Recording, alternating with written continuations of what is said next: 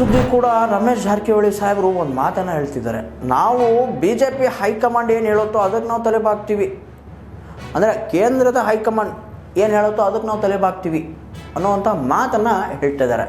ಇದು ಯಾವ ವಿಷಯಕ್ಕೆ ಅವ್ರು ಹೇಳ್ತಾ ಇದ್ದಾರೆ, ಅದಕ್ಕೆ ನಾವು ತಲೆಬಾಗ್ತೀವಿ ಅಂತ ಏನಕ್ಕೆ ಅವ್ರು ಈ ಮಾತನ್ನು ಮರಳಿ ಹೇಳ್ತಾ ಇದ್ದಾರೆ?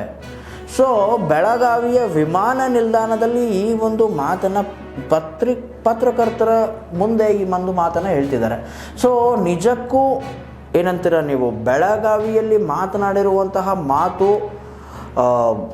ಏನಂತೀರ ನೀವು, ಮುಂದೆ ಹೋದಾಗೆ ವರ್ಕೌಟ್ ಆಗುತ್ತಾ, ಇಲ್ಲಪ್ಪ ಅಂತಂತಂದರೆ BJPಯಲ್ಲಿ ಇನ್ನೂ ಜೋರಾಗಿ ಬೀಳುತ್ತಾ? ಸೊ ಅವ್ರ ಮಾತುಗಳನ್ನು ಕೇಳಿ ನಿಮಗೇನು ಅನಿಸುತ್ತೆ ಕಮೆಂಟ್ ಬಾಕ್ಸಲ್ಲಿ ಕಾಮೆಂಟ್ ಹಾಕೋದನ್ನು ಮರಿಬೇಡಿ ವೀಕ್ಷಕ. ನೋಡಿ, ಸೂಚನೆ ಯಾರು ಕೊಟ್ಟಿಲ್ಲ.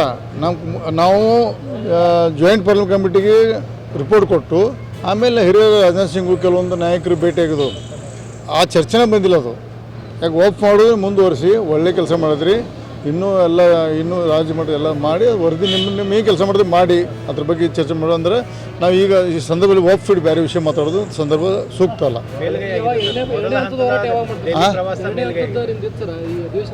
ನೋಡಿ, ಅಧಿವೇಶನ ನೋಡಿ ಗ್ಯಾಪ್ ಇದೆ, 2 ಸಹಿತ ಒಂದು ಜಿಲ್ಲಾ ಮಾಡಬೇಕು ಉದ್ದೇಶ ಇದೆ. ಡೇಟ್ ಫಿಕ್ಸ್ ಆಗಿಲ್ಲ.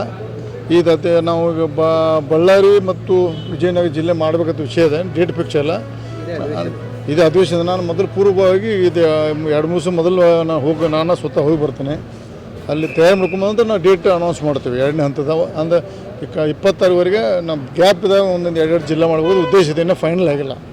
ರಾಜಕೀಯವಾಗಿ ಮೊದಲ ಹಂತದಲ್ಲಿ ಯತ್ನಾಳ್ ಮತ್ತು ರಮೇಶ್ ಜಾರಕಿಹೊಳಿ ತಂಡಕ್ಕೆ ಮೇಲ್ಗೈ ಆಗಿದೆ ಅಂತ ಚರ್ಚೆ ಆಗ್ತದೆ. ಮತ್ತೆ ನೋಡಿದ್ದೆ ಮೇಲ್ಗೈ ಯಾರ್ದು ಹಾಕೋದು ಬಿಡ್ತದೆ, ಕಡೆಗೆ ಹೈಕಮಾಂಡ್ ಅಂತಿಮ ತೀರ್ಮಾನ ನಾವು ತಲೆ ಬಾಗಲೇಬೇಕಾಗತ್ತವೆ. ಏನಿರೋದು ನಾವು ನಮ್ಮ ಅನಿಸಿಕೆ ಹೇಳಿದ್ದು, ಅವ್ರು ಏನಿರೋದು ಅದಕ್ಕೆ ನಾವು ಒಪ್ಪಲೇಬೇಕಾಗತ್ತೆ. ಅದು ನಮ್ಮ ಪರವಾಗಿ ಕೊಡ್ತಾರೋ ಯಾರ ಪರವಾಗಿ ಕೊಡ್ತು ಗೊತ್ತಿಲ್ಲ.